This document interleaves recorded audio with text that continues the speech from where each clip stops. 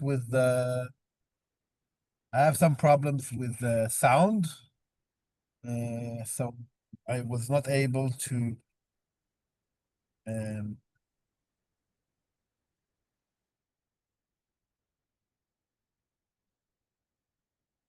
close it, but I can still hear you, I think.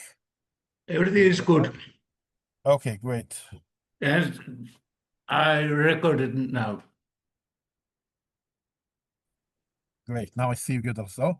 I'm sorry that I am not in my office a normal frame. I'm in the middle of a long day of in the institution we work with the Shvilim I'm working with. We have a long day of candidates for next year. So people come all day and there is a lot of like tests and so on. So I went aside. I'm in Tel Aviv today. Okay, so you see the light in the back. It's the winter of Tel Aviv, not really winter here at all. But I'm very happy to see you because we were in the middle of a very important studying about Shabbat, and we'll continue from here. So sorry about the background, but I think it will work well, and I can hear you well also without the headset. Okay, so last week we spoke about we studied about Shabbat, and we spoke last week about the Kiddush. So we spoke mainly about the Kiddush in the evening and the Kiddush in the morning. I wanted also last week to speak about the Havdalah. We didn't come to that, so we'll do that today. Maybe to speak about the lighting of the candles. And then we also have to speak about the meals of Shabbat, the study of Torah on Shabbat, the prayers of Shabbat. So there's a lot of topics. I hope to go through all the topics until today, and then next week to go how the Shabbat looks like hour after hour. But we will not be able to do so much in 1 hour. So we'll do what we can, and then we'll continue next week. Okay? Maybe in the end of next week, we'll speak about the Shabbat as a whole. Yes. So when it comes to I won't repeat what we spoke about when it comes to Kiddush in the evening, Kiddush in the day, about the wine they have to use and so on. But we did say last week that the Kiddush comes mainly from the idea of that you have to remember, okay, or the Shabbat. You have to keep the Shabbat and you have to remember the Shabbat. And then we understand that we have to like remember it or to mention or to declare the holiness of the Shabbat when it goes in, that is the Kiddush in the evening, and when it goes out, that is the Havdalah. Okay? And how do we do the Havdalah?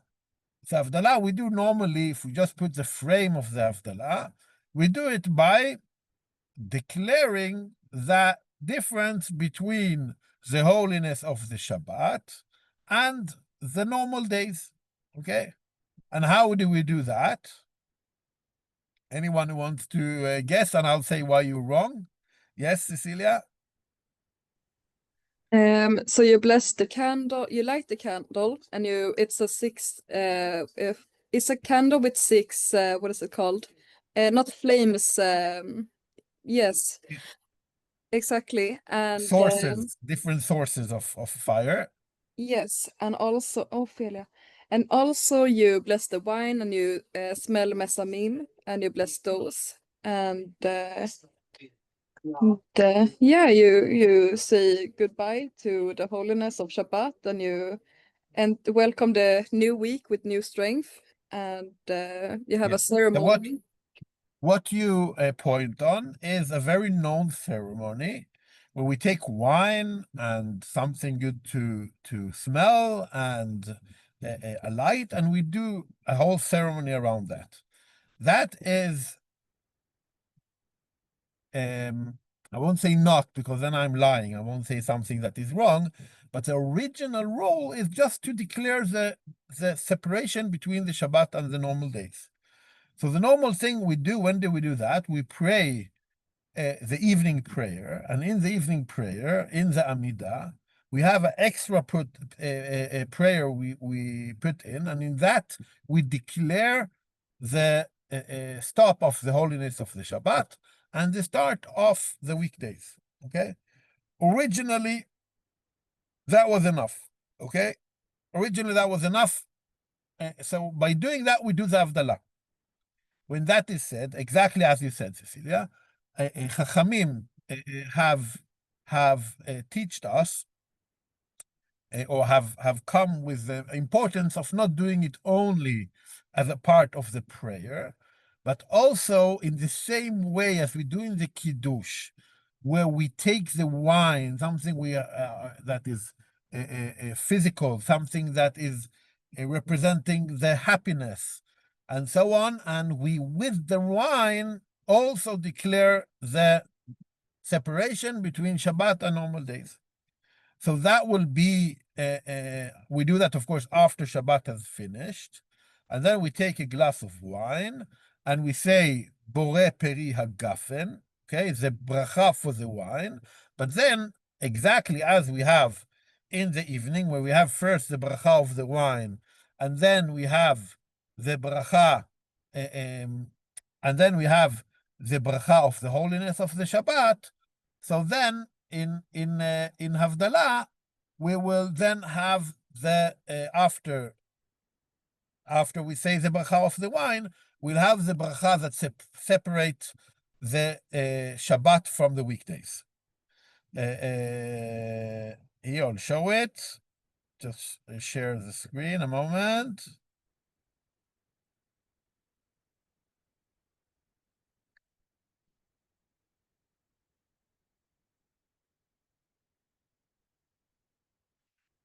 I'm sharing.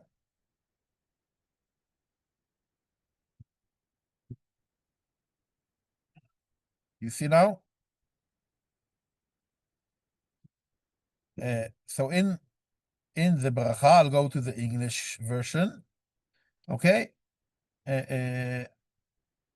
So we have the bracha who creates fruit.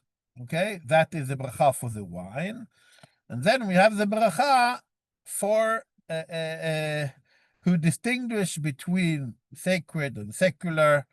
That means the holy and the not holy, between light and darkness, Israel and the nation, the seventh day and the sixth day of work. And then Baruch Atah Hashem, who distinguish between Kodesh, Lechol, the holy and the not holy, or as it says, has sacred and secular. So in this, it's a similar frame like we have in the evening, where we say the bracha for the wine, and then we add a bracha for the holiness. And here after Shabbat, we add a bracha for separating between the holiness of the Shabbat and the weekdays. Now, as you could see, and probably say, oh, but it's not only two brachot. You jumped over two brachot. There are two brachot in addition. And that is true. These two brachot are formally not a part of the Havdalah, okay? They are brachot that were added because of different reasons. I'll come to the reasons. And they became a part of the Havdalah, okay? Where do we see, for example, that we do Havdalah without these two brachot in the middle? Anyone who knows? When do we do Havdalah without the bracha for the light and for the smell? Yes, Lina? The end of the holidays? Exactly. When we do Havdalah after a Yom Tov, a holiday, that is not Shabbat, then we only say this bracha. There's two brachot that I said, Bore Pri Hagafen, for the wine, and then we say the bracha, the second bracha, for the Havdalah, the separation. Important to say, we drink the wine after the second bracha, not after the first bracha. People sometimes misunderstand, oh, I said the bracha for the wine, I am drinking. No, they are connected. Just as we do in the evening when we say Kiddush, where we say the Kiddush, we drink from the wine after we say the bracha of the holiness of the Shabbat. Same will be in Havdalah. So we say the bracha for the wine, and then we say the bracha for the separation. Okay, where did these two brachot come from? So there are two very different reasons for why the Shabbat is, why we have these two brachot. Every bracha has its reason, okay? Let's start with the first one, the smell, okay? What is the reason for us smelling? Anyone who knows? Lina, yes? I believe it's to awaken the soul again after Shabbat. Very nice. It's connected to the soul. One of the explanations we have is that the soul, our soul, feels sadness of the end of the Shabbat and going over the weekdays. We could feel it in the environment. We could feel it with many things. Just to be a little, go over to the humoristic part, I would say that in our family, when we keep Shabbat, the children, and sometimes also the adults, are so waiting for Shabbat to finish to jump on their mobile phone and be updated and go back to the normal again. But when that is said, we're all very happy for the Shabbat, and we're so happy for having the one day of break from work, the day of connecting back to God, to our families in the Shabbat way. And of course, our soul, when that Shabbat is over, gets sad. And then we try to add, like to comfort our soul with something. And we see smell as something that, of course, it's something physical if it goes into the nose and how we smell things, but it feels, we say that the neshama, okay, comes from the neshima, from the breath, okay? And that's also how when we are born, we begin to breathe, and that's how like the life is starting. And because of that, when we smell, we give another comfort to our soul, to our neshama, when the Shabbat is out, okay? There is a neshama yetera, extra neshama that comes with the Shabbat, that lives with the Shabbat, and to at least give it some happiness when the Shabbat is finished, we smell something, okay? Just important to say, when we smell things with a good smell, not only in the Havdalah, we are obligated to say a bracha for that, because it's something we are enjoying from the world. Just as we have brachot for things we eat, we also have brachot for things we smell. Okay, so if we take something that smells very good and we smell it, we have special brachot for them. Actually, we have different brachot also, like we have with food, for different kinds of smells. Like if it's leaves, it's one thing. If it comes from the trees, it's something else. If it's something that is more like a mixture of things and not like very clear where it comes from, it has a third thing. So we have different brachot for smells. And the idea here is to say a bracha for something we smell, to have happiness for our soul when Shabbat is over. And it's also just important to say that here there is a difference between Ashkenazim and Sfaradim. They all do the same. But Ashkenazim will always, when we say Havdalah, say the same bracha. This bracha that you say here, Boreh Minei V'Samim, who creates the various spices.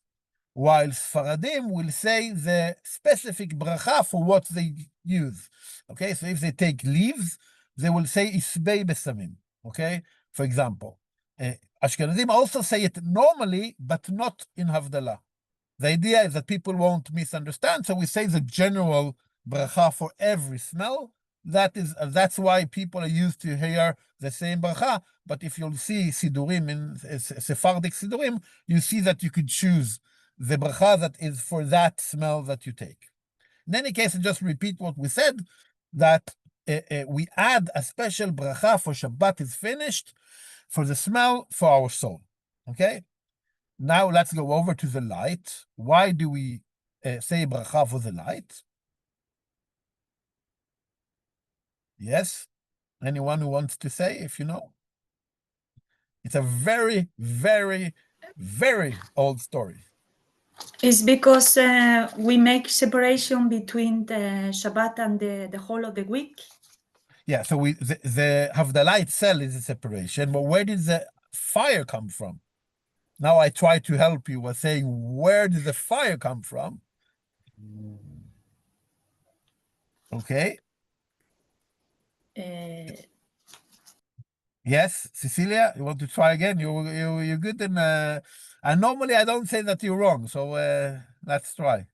Is it because of the creation of the world again that you're thanking again Hashem for creating the world? It's in the right direction, very nice direction, but not the creation of the My daughter world. wanted to answer also. Vad vill du säga? Okay.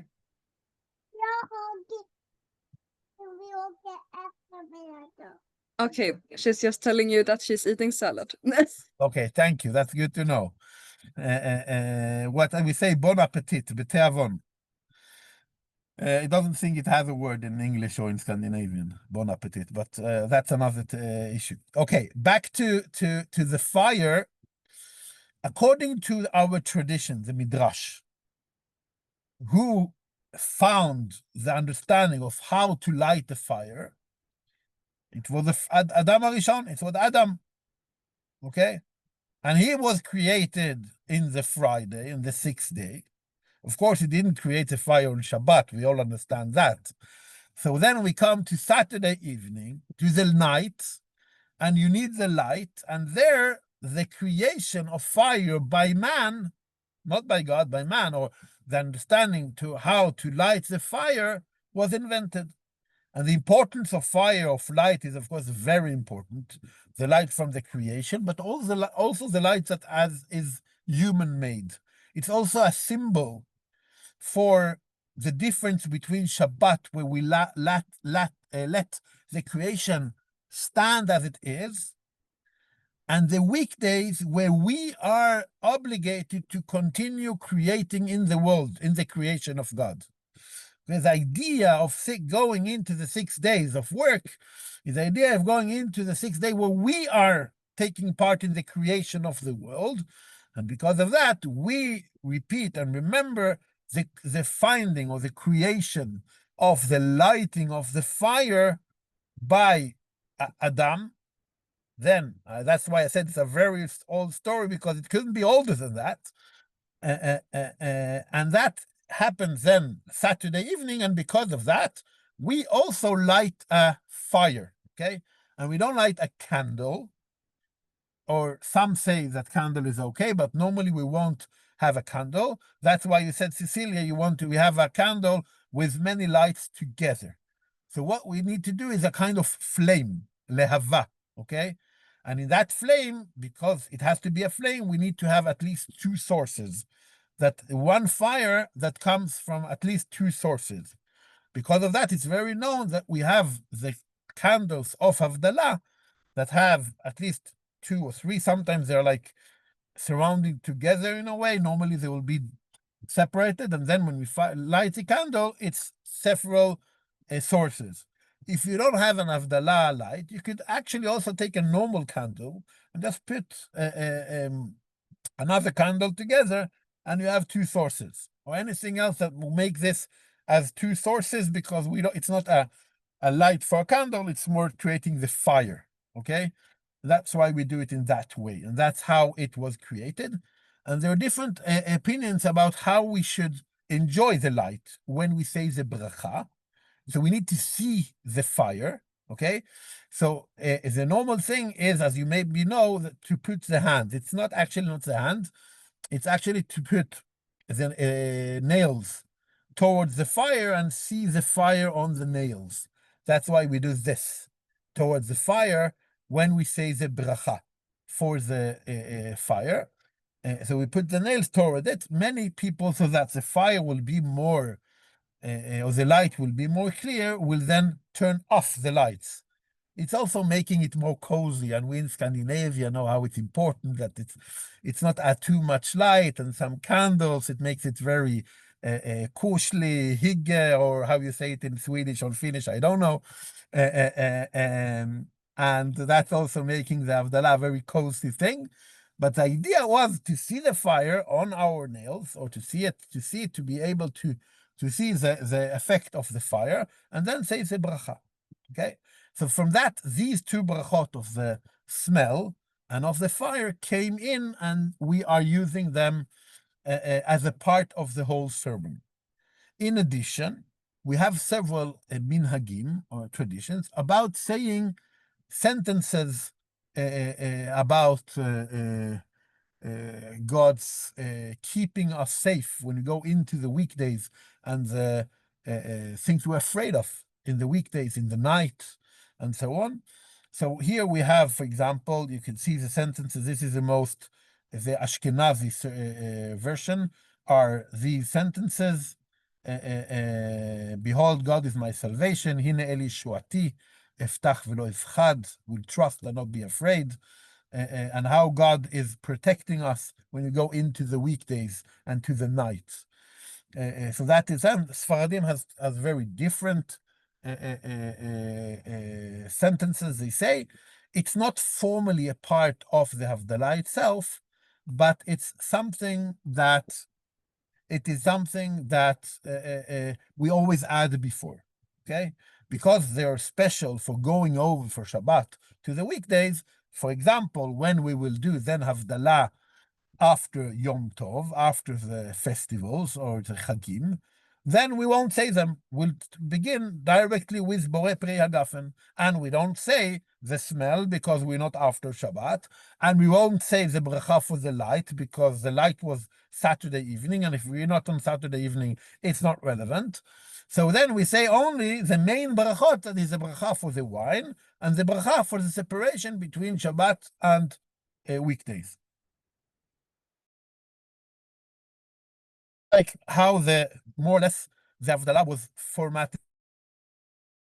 I'll just repeat what we said a little. When Shabbat is over, the main obligation is to say a separation between Shabbat and the weekdays.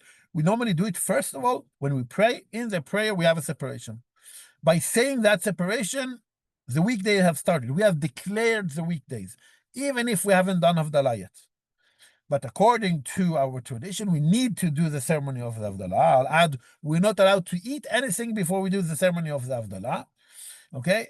And we need to do normally the ceremony of Havdalah in our homes. That's also the tradition. Sometimes if we are in a place altogether, it will be okay. But the best thing is to do it in our homes. So if we go to synagogue in places where there is a minyan after Shabbat, we don't have so many of them in the Nordic countries, but we hope to come there soon. So we come home and then we do the Havdalah in our home with our family. Okay? Tikva, yes, you had a question. It's also additional to put wine in the eyes when we finish the Havdalah, or? Good. I'll say something about that later. Good question. Yes. Yeah, Muriel. Yeah, it was a bit the same question, but usually what I've seen is forehead and neck. So yeah, I was wondering about that as well. Okay, so I'll go to that also. The traditions, I'll come to it. It's important. Yeah, maybe I'll say it now. I'll say, first of all, we spoke about last week about what we're allowed to use for the Kiddush.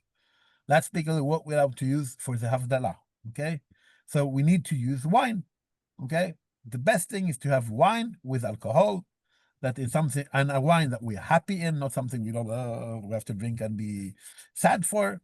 If that's a problem, or if we are under 18 and it's not allowed, or anything else, we're also allowed to use grape juice, as we also do in the Kiddush. But we're not allowed to go over, as we do in the evening, if we don't have, to bread. It's not connected to a meal in the same way. If we won't have any wine we're happy in, some will say that it's allowed to use other kinds of drinks that are respected.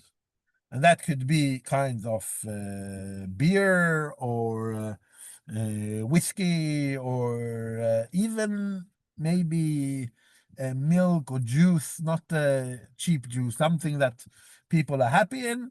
That's not, some will say it's not allowed, but some will say that if you don't have wine, you're allowed to use that, and then you have to use something you're happy in, but not water or soda or things like that. They don't have any. It's just people just drink for the drinking. It's important to drink for the drinking. It's important to have water, but it's not a special. It's not a special thing. So that's when it comes to that. There is, as we said in the evening, you have to have a cup, and it's same. If you remember from last week, I won't repeat it. The amount we need to have, okay, in the glass and drinking from it. All of that is the same also in the evening. Again, it needs to be, and in Havdalah, it's more normal that only the one who says the Havdalah, sometimes some other, are drinking from the wine. There is a less of tradition that everyone drinks. But the one who says the Havdalah for everyone has to drink from the, in the same amount as we said yesterday. In the Havdalah, there is even more.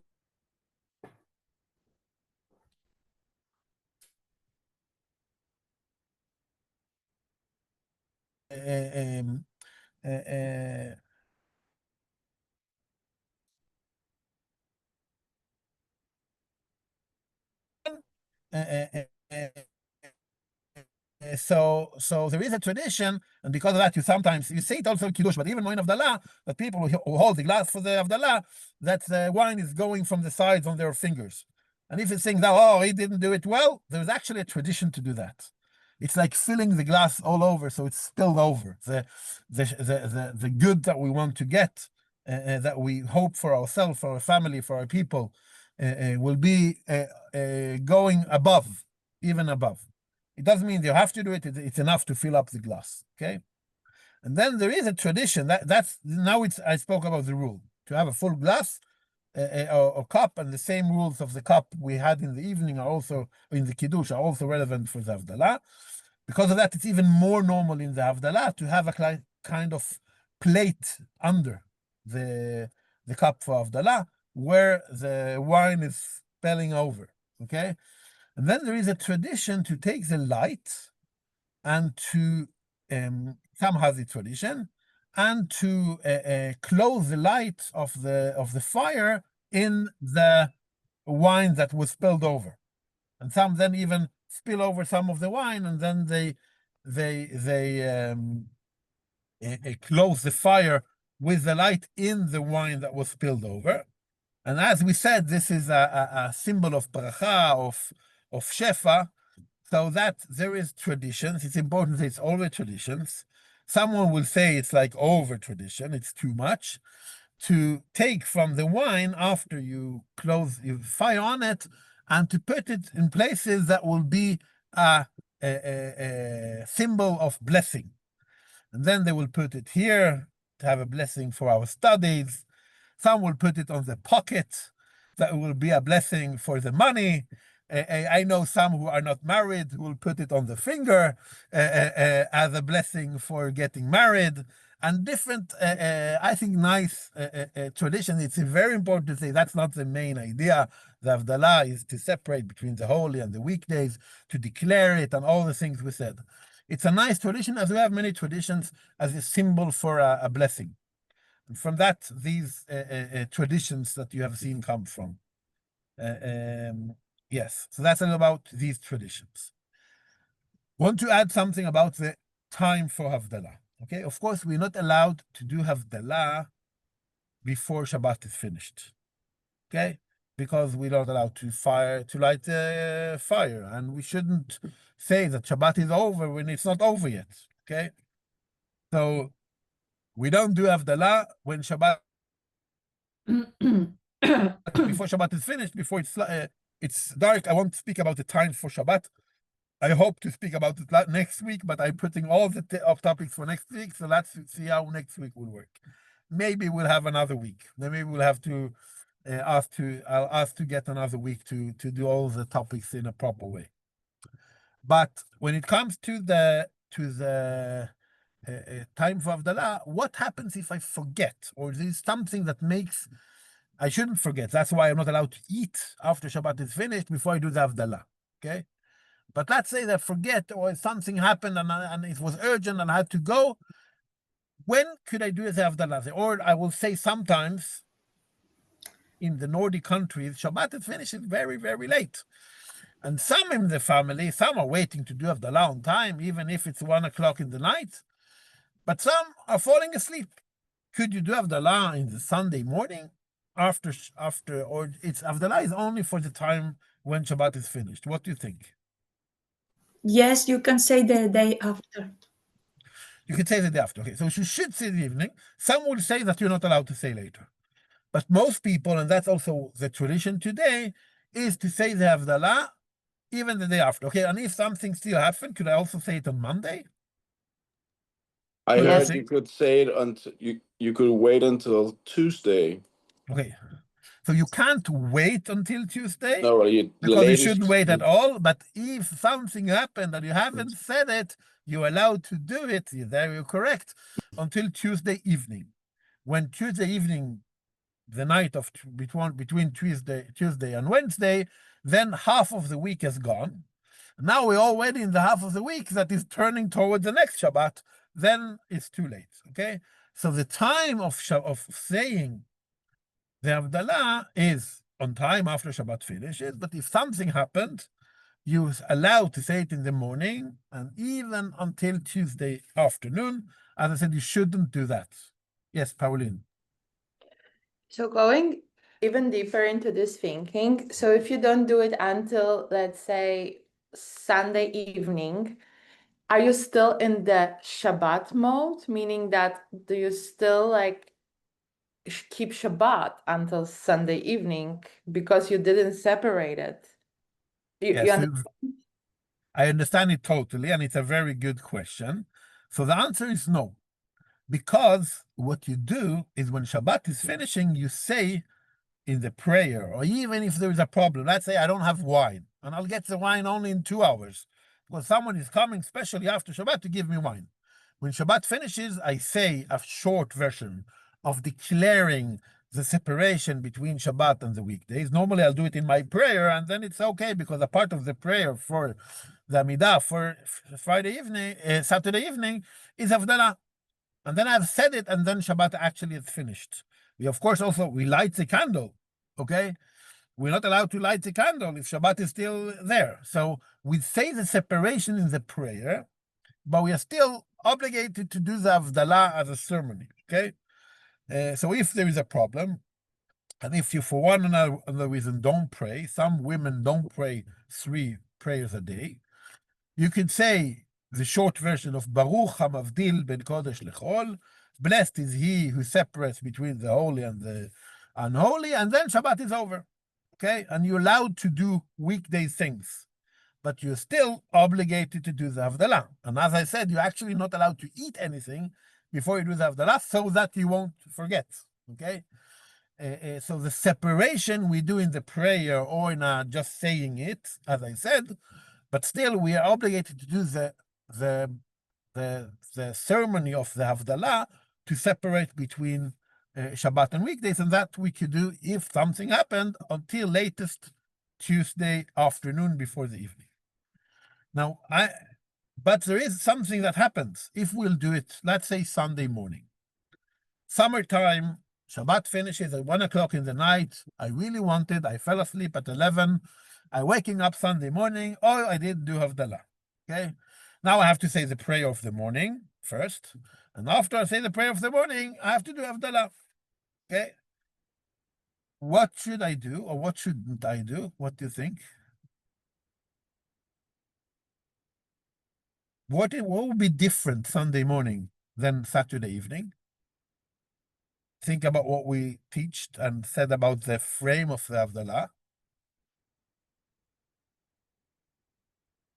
Could I say the bracha for the light Sunday morning? What do you think? Yeah, anyone who wants to guess?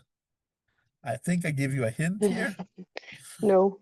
No, yeah. So the whole idea of the light is Saturday evening. And because of that, we will not do on the morning Havdalah with the light, and even not Sunday evening, even if it's night again, because it's only connected to Saturday evening. Okay, so as long as it's night between Saturday and Sunday, or the night of Sunday, if we'll speak it, Yom Rishon in the Jewish frame, then we also do the bracha for the light. But if we do it Sunday morning and after, the light is out. We jump over the light. We don't do it anymore.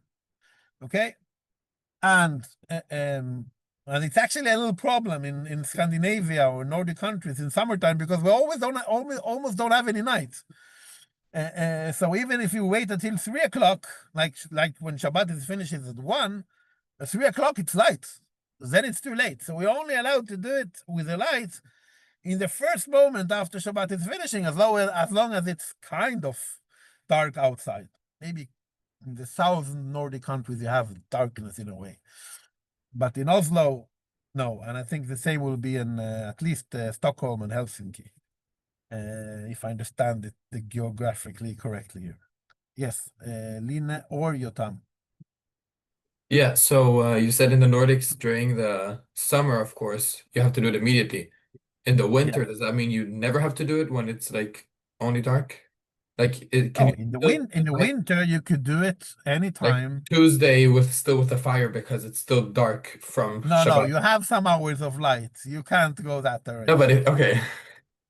So as long it has to be the night between Saturday and Sunday, because that was the day where the fight was created or found. Yeah, so it has to be in that time. But it will not be. Yeah. So on winter time you have more hours to do it. But I remind you what we said, that after Shabbat finishes, you're not allowed to eat until you do Havdalah. Okay, so you could wait if you really want. You should do it as we have mitzvah. We try to do it as early as possible. But in the winter, the night will be longer. Yeah. So then if we do it Sunday morning, we jump over the light. It is possible that someone here has been in schools or kindergarten where you do have the line at the start of the week, and you have seen that we did the fire. Did someone experience that or see that before? The reason we do that is when you do it in kindergarten, in schools, we do it to teach what Havdalah is. The part of teaching, it's important to do it in the frame, that the children will be used to seeing Havdalah in its whole frame, because sometimes they don't do it at home. Okay, so the reason we'll do it Monday morning in the kindergarten in Oslo and schools and other places is to teach Havdalah. But it's important to know that when we do Havdalah without the teaching, then we won't do it with the fire if it's not Saturday evening. Okay, I'll add, there is sometimes that Saturday evening is a time where we're not allowed to do Havdalah. It's actually not very common. There's one occasion where we're not allowed to do Havdalah Saturday evening. Anyone who knows when that will be? Not allowed to do Havdalah. Like the Havdalah in the prayer we're allowed to do, but the Havdalah as we do normal with the whole ceremony. Yes, Lina? When is the first day of Yom Tov? So then we do it after Yom Tov? That's correct. You're in the right direction. When, just to make it more complicated, if Motzei Shabbat is also Yom Tov, then we are doing a bracha that is a kiddush for Yom Tov and Havdalah between Shabbat and the weekdays. Okay? So then if you know there is a bracha in the Havdalah, in the kiddush of Yom Tov, if it's Saturday evening, and in that kiddush, we will also light the candle. Okay? We won't do the smell because we are going over from Shabbat to Yom Tov, and then maybe our soul isn't as sad because it's not normal weekdays. And we even say in the bracha, we start the bracha hamavdil ben kodesh lechol, the one who separates between the holy and the unholy. But the bracha finishes with hamavdil ben kodesh lekodesh, the one who separates between the holy and the holy, because there is a separation between the holiness of Shabbat and the holiness of Chag. Okay, so in that it's a very important situation you mentioned. And if you open the Sidurim or the Machzorim, you'll see that in the Kiddush for Yom Tov, it says if it's Saturday evening, we have to add the Havdalah as a part of the Kiddush. So we are holy, making the entrance for the holiday holy, but we also declare the finishing of the holiness of Shabbat. When we don't do Havdalah at all in Motzei Shabbat, as I said, in the prayer, we will do the Havdalah, meaning we separate between the holiness of Shabbat and the weekdays, but we won't do the Havdalah with the wine and the whole ceremony. When will that be? Anyone who wants to guess? It happens maybe once every some years, not every year. Yes, Paulina? Pesach. Not Pesach. Yom Is Kippur? it on Yom Kippur, It when could be Yom Shabbat is on Kippur, Yom but Kippur? Yom Kippur never falls on a Sunday. So if it was Yom Kippur, it was correct. But Yom Kippur never falls on a Sunday, and because of that, it's not an issue. But you're right. So let's find a day like Yom Kippur where we're not allowed to drink in the evening. Tisha B'Av. Yeah. Tisha B'Av, exactly. When Tisha B'Av comes on Saturday evening, we are doing the prayers of Havdalah, but we can't do the ceremony on the wine because we're not allowed to drink. Okay? And then Havdalah is waiting until Sunday evening. Okay? But what we do, it was last year, last summer, Tisha B'Av was after Shabbat. So just after the prayer, we light the candle and we say the bracha only for the candle. Okay? Because the bracha for the candle, for the fire, not the candle. Now I said it correct. Okay, the bracha for the fire is of course allowed. So in that case, when Tisha B'Av is coming after Shabbat, we will say the bracha for the fire, but we won't say any bracha as a bracha, and then we will do Havdalah a Sunday evening, of course, without the candle, because we have already done it, and because it's not Saturday night anymore. Okay, or I say Saturday night, in the Jewish term, it will be the night for Sunday or for Yom Rishon. Okay, because the day starts in the evening. Okay, so now we understood that if we're waiting until the morning, we will skip over the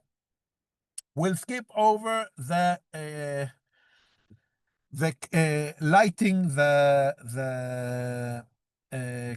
fire. Okay, because it's not Saturday night anymore. What we do with the smell? What do you think about the smell? Should we do that in the morning? Or on Monday or on Tuesday? What do you think? Is that the same or is it different? I think the smell isn't confined to the Saturday because it's not. It does. Yes, It has a you're different right. source. So The smell is not connected to especially Saturday evening Yeah. because it's not something that happened Saturday evening, but we said that the smell is to giving comfort to our soul when Shabbat goes out. Okay? And because of that, the same rule also applies for the smell. Okay? The smell will always only do, I will say, in the first hours after Shabbat. Because doing it Monday and then comforting the smell, it already forgot that it was Shabbat 2 days ago. So, for example, in Tisha B'Av, when we'll do the fire, if it's on the Sunday or the or Motzei Shabbat, we'll do the fire in the night, but then we'll do Havdalah Sunday evening only with wine and Havdalah, the same way like we do on Yom Tov. We will add the sentences maybe, normally not, because the idea of the sentences is following Shabbat into the weekdays. So we'll do it only with the wine and the Havdalah. That is, as we said in the start, the main frame of the Havdalah. Now I see that I have shared screen all the time, so I'll stop that so that you can see each other, because I'm seeing you. We'll stop share here. Good. Okay. And the halacha says that it's exactly the same frame, meaning as long as it's night off between Saturday and Sunday, we will also say the bracha for the smell. If Sunday morning has come, we don't say neither the smell or the light anymore. We'll do the Havdalah, but then the Havdalah is the main Havdalah, wine and the bracha for the separation between Shabbat and the weekdays. Okay. Now we spoke a lot about the Havdalah. Any questions or comments?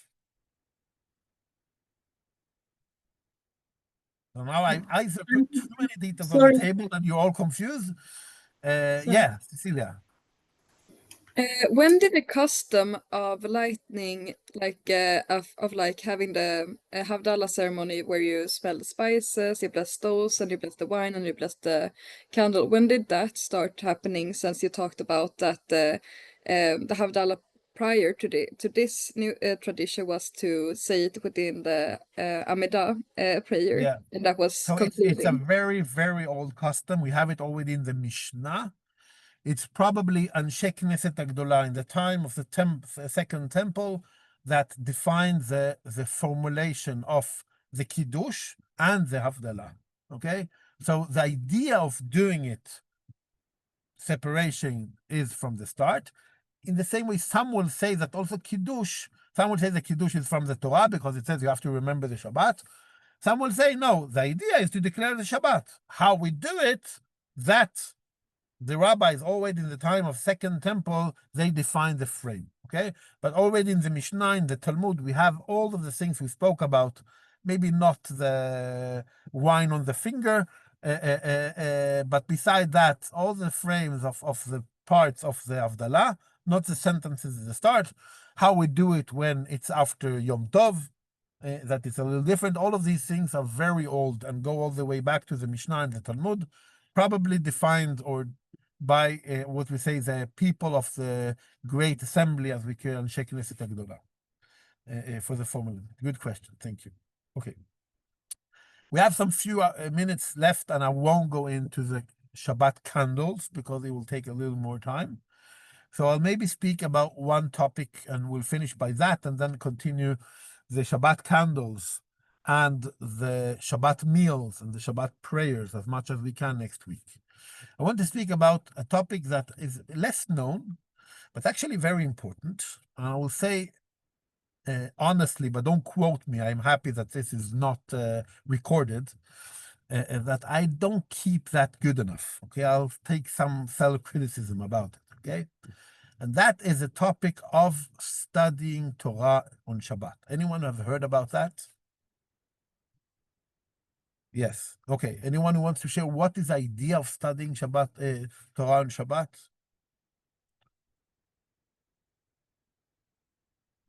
Yes, Cecilia. You are active. I like it.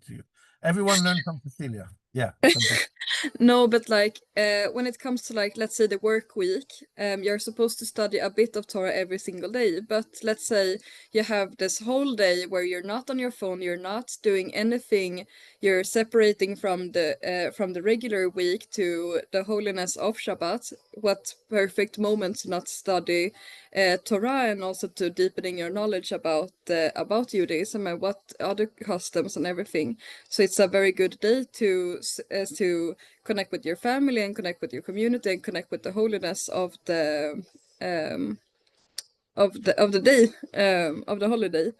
So studying Torah on Shabbat is a very good thing to do also. Yeah, so I agree with everything you said, just beside one thing, okay? That it's not only a good thing, but it's a main obligation we have, okay? Like, think about it, that we think about the Shabbat of time of sleeping, a time of resting, a time of eating good food, a time of being with our family, and all of that, these things are great things.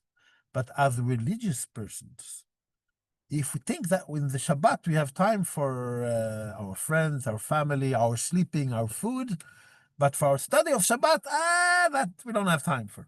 Okay, I think the weekdays are days where we have to run after ourselves, and as you said, Cecilia, we're obligated to have some minutes of studying every day, like we do now. Okay, some minutes in the morning, some minutes in the evening. If you could study Shabbat more, Torah even more, better.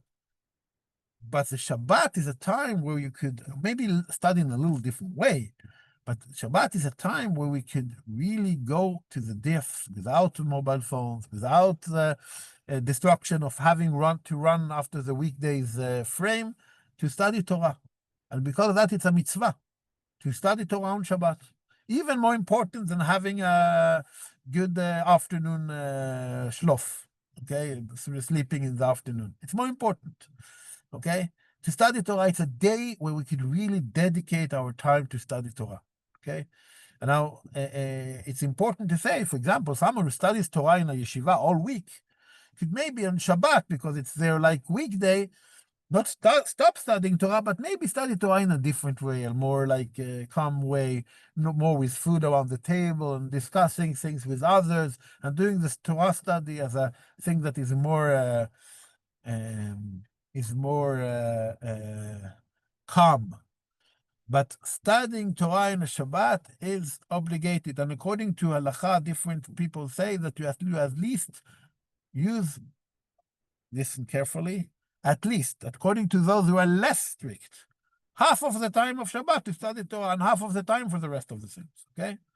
So if we have 25 hours in Shabbat, we have 12 and a half hours to study Torah and 12 and a half hours for the rest of the things, okay? Are you good with that? Yeah, Muriel, you had a question or a comment. Yeah, I just wanted to ask, like, also there's kind of a tradition to have a Dvar Torah during the meal. I was wondering, is it also like mainly for Shabbat, right? Like, so is it connected to that? And I'll say about the meal, there's actually a Mishnah saying that every time you eat a meal, you should say a Dvar Torah, not only on Shabbat, okay? And the difference, they say that when you say a Dvar Torah on the meal, you make the whole meal as if it's a sacrifice in the temple, because you take the food and you make it around studying of Torah. But if you eat and don't say Dvar Torah, it's like making the whole day, the whole food, something that is only like for the physical part. Let's say it like that. Okay. So there's actually a tradition to say Alitas Kosher Dvar Torah every time you eat a meal with others, maybe also with yourself if you want. But of course, as you said, on Shabbat, it's more of a tradition to have many Divrei Torah, to speak, to discuss things around the Shabbat table, to discuss the Divrei Torah. That's correct. But we just said that we have to study half of the Shabbat, okay? So now we took 25 hours, if we like Shabbat with the different time when it starts and ends, 12 and a half hours of studying Torah. Does that seem good for you? I actually think it's great, but I think very few of us will be able to study 12 and a half hours every Shabbat. Because of that, there are some opinions that say that we could maybe calculate it a little different. For example, some are sleeping 8-9 hours in the night. Let's take out the night. Don't take it for studying Torah, not studying Torah. So now we go over from 25 hours, we go out down to 17 hours.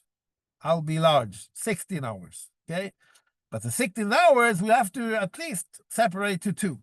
And then we have to study Torah 8 hours every Shabbat. Now, I know 8 hours a day, you won't have a lot of time for your family. So in the very, very, very flexible opinions, and I mean it, and I say it with a smile, but I mean it. Some will say that you're allowed to add, for example, the times of the prayers, okay? As if that is time where you study Torah, okay? Because in the end, you are connected to Hashem. You are going to pray Shacharit. You hear often a Dvar Torah in the synagogue. You are listening to the reading from the Torah in the synagogue, and so on. And if you're very dedicated, you will be maybe 3 hours in the morning, 1 hour in the evening. We have mincha, but okay, 4 hours. You have been in the prayer. You still have. Then we take down the 8 hours. We cut 4 hours if you really are dedicated for the prayer from the start to the end. And in the rest of the time, you have 4 hours you have to study Torah. And if they say Dvar Torah in the meal, that will be also counted as a part. I say it for us to understand that it's time. The study Torah is so important in our tradition, in all ways. Okay. Sorry.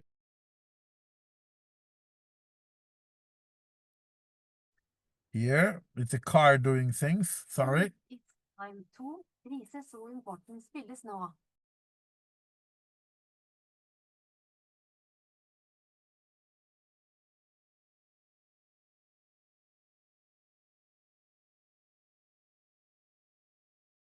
Okay, the car is doing loud, so now it's okay. Sorry, that's the problem of teaching from the car. You hear me well, okay. So what I wanted to say is the importance of studying Torah generally in Judaism. We study about Shabbat, but understanding that for us, working a lot in the weekdays, to find time for studying in Shabbat is really a high priority mitzvah. It's as important as eating the Shabbat meals. It's as important as going to prayers. It's even more important to get the rest, okay? Because the rest for the weekdays is not the rest for, okay, now we have a day and we only, like that, 25 hours. We do things in a different way on Shabbat, but we still have the days that are important for us to continue to develop, to continue to study. And as I said, according to the principle, it should be half of the time of Shabbat that we use for developing our spiritual side, our connecting with Hashem. And Baruch Hashem, some are being flexible, they're saying we don't have to count the sleeping hours and maybe the prayers and as a part counted as a part of the time we study. But just to say how important that is, as I said in the start, it's very hard. Study Torah is easy, but using many hours of Shabbat when you're tired after the week, it's showing our priority and the reason for Shabbat. Shabbat is not a time that, now Hashem says we can do what we want. We really believe that every minute we got is a blessing from Hashem and is a present. And we have to use every minute we got as in the way we think Hashem wants us to do it. In the weekdays, we create, we study Torah, we do mitzvot, we help each other, we are taking responsibilities about our families and other community things and all the things we have. On Shabbat, we do things different. But even more, if we don't have time to study Torah all week, we could use the Shabbat and make an appointment with someone else, study Torah together with them.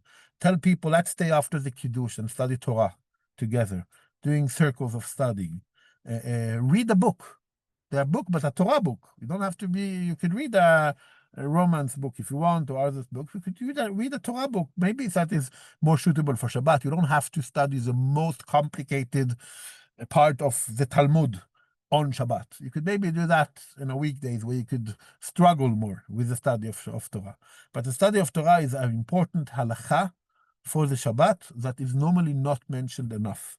An important part of our connection to stop the week, but by stopping the things we do the week, connecting with ourselves, with our family, with our friends, sometimes with our West also, but of course also with our Torah. Yes, Muriel.